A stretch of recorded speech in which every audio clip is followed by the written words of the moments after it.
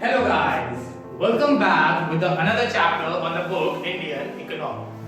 आज हम लोग बात करेंगे हमारे 5th चैप्टर के ऊपर जो कि है हमारा इंडियाज फॉरेन ट्रेड। जैसे कि हमने अपने फर्स्ट चैप्टर में पढ़ा था कि ब्रिटिशर्स ने हमारी इंडिया को पूरी तरह से एक्सप्लॉइट कर दिया था, तो उसमें हमने कुछ चीजें कुछ टर्म्स में हमने अपनी इंडियन इकोनॉमी को समझा था, एग्रीकल्चर सेक्टर पे, इंडस्ट्रियल सेक्टर पे एंड फॉरेन ट्रेड। तो आज हम लोग वही चीज को कंटिन्यू करते हुए आज हम लोग बात करेंगे कि हमारा जो इंडिया का फॉरेन ट्रेड था वो था कैसा, मतलब इंटरनेशनल ट्रेडिंग क्या होती है, उसके फायदे क्या होते हैं, इंडिपेंडेंस के टाइम पे कैसा था इंटरनेशनल ट्रेड और आज के टाइम पे हमारा इंटरनेशनल ट्रेडिंग कैसे। तो सबसे पहले ये समझते हैं कि इंटरनेशनल ट्रेड होता क्या है। तो international trade export and import of goods and services across different countries, यानी कि सिंपल चीज यहाँ पे क्या है कि हम लोग यहाँ पे एक्सपोर्ट एंड इंपोर्ट कर रहे हैं डिफरेंट कंट्रीज। क्या एक्सपोर्ट इंपोर्ट कर रहे हैं? Goods and services. अगर हम लोग कोई भी पर्सन जो है वो अगर एक कंट्री से दूसरी कंट्री कोई सामान बेचता है तो उसको बोलते हैं एक्सपोर्ट एंड इंपोर्ट। और जब भी किन्हीं दो से ज्यादा कंट्रीज के बीच में एक्सपोर्ट एंड इंपोर्ट की ट्रेडिंग परफॉर्म की जाती है तो वो मेरा कहलाता है इंटरनेशनल ट्रेड। तो इंटरनेशनल ट्रेड का सिंपल सा मतलब क्या है? Export and import of goods and services between the two और more than two countries is known as the international trade.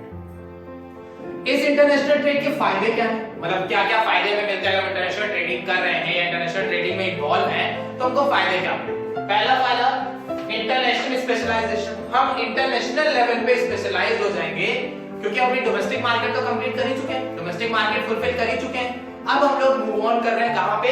International market की तरफ या फिर इंटरनेशनल लेवल पे मूव कर रहे हैं। तो डोमेस्टिक मार्केट को फुलफिल कर लिया है, सेटिस्फाई कर लिया है, इट मींस हम डोमेस्टिक मार्केट में स्पेशलाइज हैं, हमसे अच्छा कोई नहीं है। अब हम फॉरेन मार्केट में अगर गुड्स की सप्लाई कर रहे हैं इट मींस हम वहां पे भी स्पेशलाइज हो गए हैं, हम वहां की मार्केट को अच्छे से रीड कर पा रहे हैं, इसी वजह से हम वहां पे भी मार्केट को मूव करा रहे हैं, मार्केट को रेगुलेट कर पा रहे हैं। तो इंटरनेशनल ट्रेडिंग से पहला फायदा क्या है? International specialisation. दूसरा फायदा मिलता है surplus domestic output. Surplus domestic output का मतलब यहाँ पे क्या हो गया कि हमारे डोमेस्टिक मार्केट में आउटपुट हमेशा सरप्लस रहेगा। क्यों? हमारी गवर्नमेंट का रूल है कि जब तक डोमेस्टिक मार्केट सफिशिएंट फुलफिल नहीं होगी, डोमेस्टिक मार्केट की नीड कंप्लीट नहीं होगी, तब तक हम लोग फॉरेन मार्केट में ट्रेडिंग नहीं कर सकते। तो अगर हम इंपोर्ट एंड एक्सपोर्ट कर रहे हैं तो उसके लिए सबसे पहले हमें डोमेस्टिक मार्केट को फुलफिल करना होगा ना, तो वहां पे मेरे गुड्स हमेशा अवेलेबल रहेंगे। इंपोर्ट एंड एक्सपोर्ट कर रहे हैं तो फॉरेन एक्सचेंज हमेशा मेरे पास अवेलेबल रहेगा। इन्वेस्टमेंट अपॉर्चुनिटीज ज्यादा होंगी क्योंकि भाई हमें प्रोडक्शन ज्यादा करना है तो हमें पैसा ज्यादा चाहिए होगा, पैसा ज्यादा चाहिए होगा तो हम लोग जाहिर सी बात है इन्वेस्टमेंट अपॉर्चुनिटीज क्रिएट होंगी, तो इन्वेस्टमेंट अपॉर्चुनिटीज आ जाएंगी। और जो हमारा इंटरनेशनल ट्रेड है वो हमारे ग्रोथ के लिए भी ऐसा इंजन का काम करता है, क्योंकि जितनी ज्यादा इंटरनेशनल ट्रेडिंग होगी, जितना ज्यादा एक्सपोर्ट एंड इंपोर्ट होगा, हमारी ग्रोथ उतनी ही ज्यादा होगी। तो यहां पे हमें इंटरनेशनल ट्रेड से फायदा क्या मिलता है? इंटरनेशनल स्पेशलाइजेशन हो रहा है, सरप्लस डोमेस्टिक ट्रेड है, फॉरेन एक्सचेंज रिजर्व इंक्रीज हो रहा है, इन्वेस्टमेंट अपॉर्चुनिटीज मिल रही हैं और लास्ट में रहा है इंजन ऑफ। ये सारे बेनिफिट्स मिलते हैं अगर हम लोग इंटरनेशनल ट्रेडिंग। अब मेरा आता है कि independence at the time of international trade at the time of independence, यानी कि हमारा इंटरनेशनल ट्रेड कैसा था कब? इंडिपेंडेंस के टाइम, यानी कि 1947 के आसपास हमारा जो इंटरनेशनल ट्रेड था वो किस तरह का था? तो सबसे पहले a volume of trade was moderate. Volume of trade मेरा कैसा था? मॉडरेट था। वॉल्यूम ऑफ ट्रेड का क्या मतलब है? Volume of trade refers to the quantity of export and import, मतलब किस क्वांटिटी में या किस क्वांटिटी के साथ हम लोग इंपोर्ट एक्सपोर्ट कर रहे हैं, कितने आइटम्स इंपोर्ट कर रहे हैं, कितने आइटम्स एक्सपोर्ट कर रहे हैं। तो जब भी मेरे क्वांटिटी की बात आ जाएगी तो वो मेरा कहलाता है वॉल्यूम ऑफ ट्रेड। तो at the time of independence हमारा जो वॉल्यूम ऑफ ट्रेड था वो कैसा था? मॉडरेट था। मॉडरेट का मतलब बहुत, मतलब ना बहुत ज्यादा था ना बहुत कम था, हम एक मॉडरेट लेवल पे चीजों का इंपोर्ट या एक्सपोर्ट कर रहे थे। Next, composition of trade was backwardness. Composition of trade का मतलब होता है कि हम लोग क्या क्या एक्सपोर्ट इंपोर्ट कर रहे हैं, मतलब जूट कर रहे हैं, टी कर रहे हैं, स्पाइसेस कर रहे हैं, शुगर केन कर रहे हैं, राइस, व्हीट, पल्सेस, मतलब जो भी चीज हम इंपोर्ट या एक्सपोर्ट कर रहे हैं वो मेरा कहलाता है कंपोजिशन ऑफ ट्रेड। तो उस टाइम पे हमारा कंपोजिशन ऑफ ट्रेड जो था वो बहुत ही बैकवर्डनेस था। क्यों? क्योंकि उस टाइम पे जो इंडिया था वो नेट इंपोर्टर था फिनिश गुड का और नेट एक्सपोर्टर था हमारा रॉ मटेरियल का। तो net importer of finish good and net exporter of the raw material, और वो भी सिर्फ और सिर्फ ब्रिटिशर्स के साथ। तो इस वजह से हमारा जो कंपोजिशन ऑफ ट्रेड था वो बहुत ही लो, क्योंकि हम लोग ज्यादा चीजें इंपोर्ट एक्सपोर्ट कर ही नहीं रहे थे। रॉ मटेरियल एक्सपोर्ट करते थे और फिनिश गुड इंपोर्ट कर लेते थे। तो हमारा जो है कंपोजिशन ऑफ ट्रेड था वो भी बहुत लो था। लास्ट आता है direction of trade. Direction of trade का मतलब होगा कि हम कहां-कहां ट्रेडिंग कर रहे हैं, किस-किस कंट्री के साथ ट्रेडिंग कर रहे हैं, चाइना के साथ, जापान के साथ, यूएस के साथ, ठीक है, ऑस्ट्रेलिया के साथ, अफ्रीका के साथ, यूके, यूएसए, कहां-कहां ट्रेडिंग कर रहे हैं। तो डायरेक्शन ऑफ ट्रेड का मतलब हो गया कि इंडिया जो है वो किन-किन कंट्री के साथ ट्रेडिंग कर रही है, वो मेरा कहलाता है डायरेक्शन ऑफ ट्रेड। तो डायरेक्शन ऑफ ट्रेड वो उस समय क्या था, रेस्ट्रिक्टेड था। क्यों? क्योंकि ब्रिटिशर्स ने स्ट्रिक्टली बोला हुआ था कि जो इंडिया है वो ट्रेडिंग सिर्फ और सिर्फ हमारे साथ ही करेगी। इंडिया का जितना रॉ मटेरियल है वो ब्रिटिशर्स के पास जाएगा और ब्रिटिशर्स का जितना फिनिश गुड है वो इंडिया वालों के पास आएगा। तो उस टाइम पे जो डायरेक्शन ऑफ ट्रेड था वो रेस्ट्रिक्टेड था। इंडिया वाले सिर्फ ब्रिटिशर्स के साथ ही ट्रेडिंग कर सकते थे, उन्हीं को सामान बेचते थे और उन्हीं से सामान खरीदते थे। तो इंडिपेंडेंस के टाइम का हमारा इंटरनेशनल ट्रेड कैसा है? क्वांटिटी बहुत ज्यादा, क्वांटिटी मॉडरेट थी, कंपोजिशन ऑफ ट्रेडिंग में कुछ था ही नहीं, मतलब बहुत ज्यादा चीजें इंपोर्ट एक्सपोर्ट करते नहीं थे।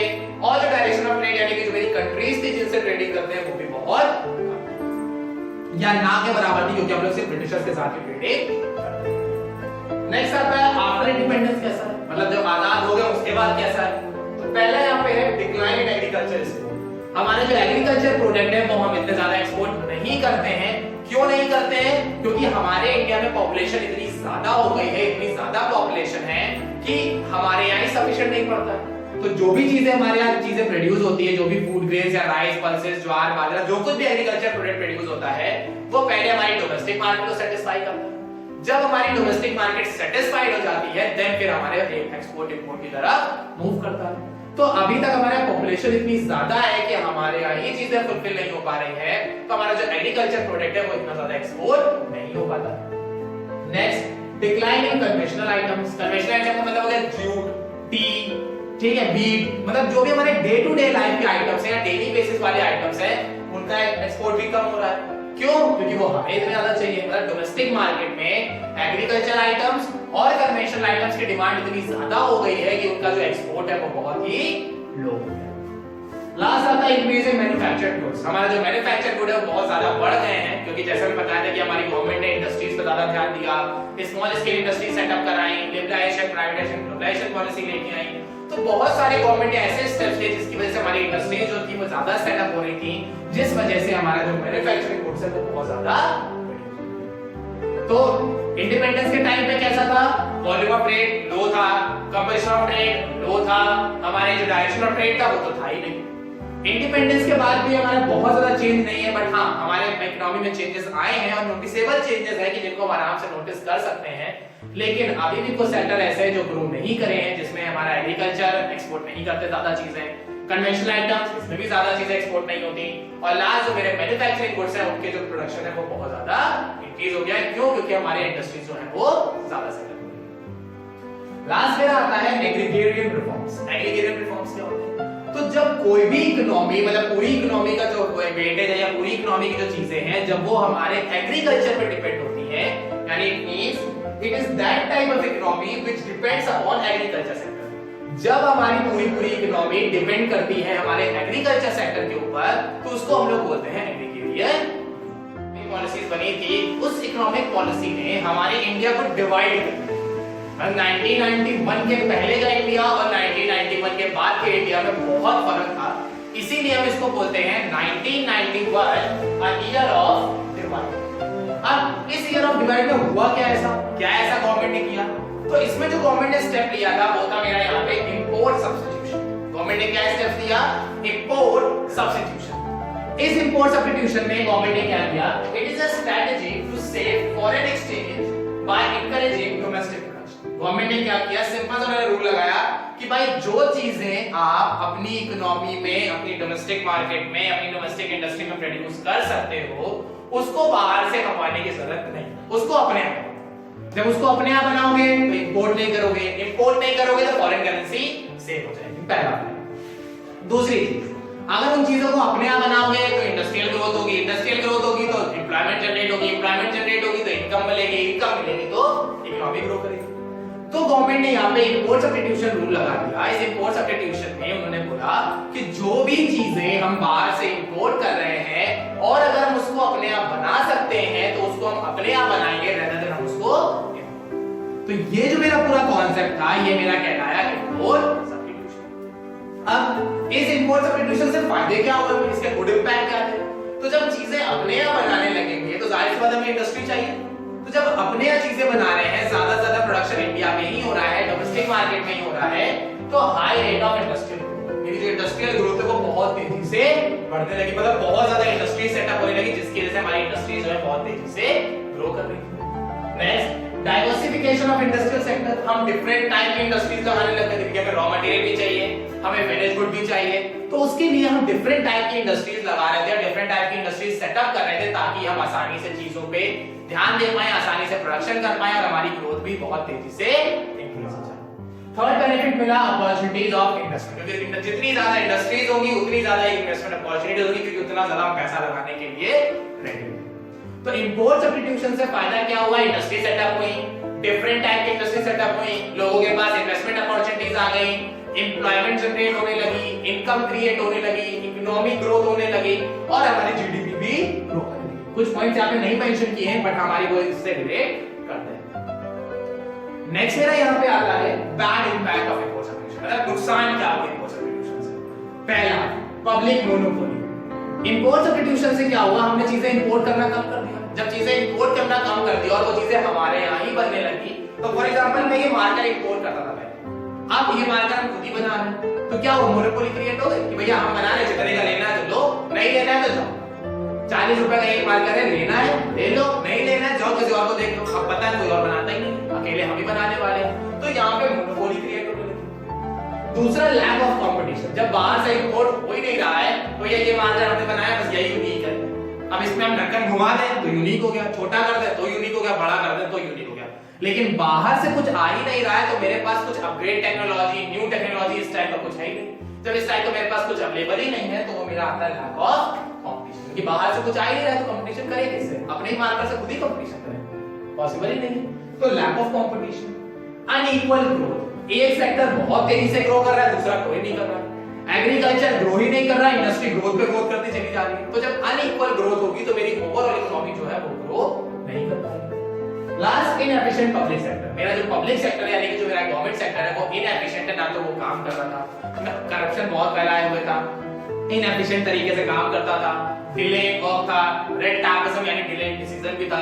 तो यानी इन शॉर्ट मेरा जो गवर्नमेंट सेक्टर था वो इतना ज्यादा इनएफिशिएंट था कि हम उस पर डिपेंड नहीं हो सकते थे, जिस वजह से हमें इंपोर्ट सब्स्टिट्यूशन लाना पड़ा। क्यों? क्योंकि हमें प्राइवेट को ही चांसेस देने। तो इंपोर्ट सब्स्टिट्यूशन सिंपल सा क्या था कि जो चीजें हम बना सकते हैं उसको अपने आप बनाएंगे, उसको इंपोर्ट नहीं करेंगे और उसके लिए इंडस्ट्री लगाएंगे। फायदा क्या हुआ? इंडस्ट्रीज लग गई, डिफरेंट टाइप की इंडस्ट्रीज लग गई, इन्वेस्टमेंट अपॉर्चुनिटीज मिली, ग्रोथ हुई, एम्प्लॉयमेंट जनरेट हुई और इनकम मिली। नुकसान क्या हुए? पब्लिक मोनोपोली क्रिएट हो गई, इनएफिशिएंट पब्लिक सेक्टर था, लैक ऑफ कंपटीशन था और लास्ट आता मेरा अनइक्वल। तो ये था मेरा इंपोर्ट सब्स्टिट्यूशन, उसके merit and demerit. I hope आपको चीजें समझ में आ गई होंगी। ये चैप्टर हमारा इस वीडियो के साथ यहीं पे फिनिश होता है।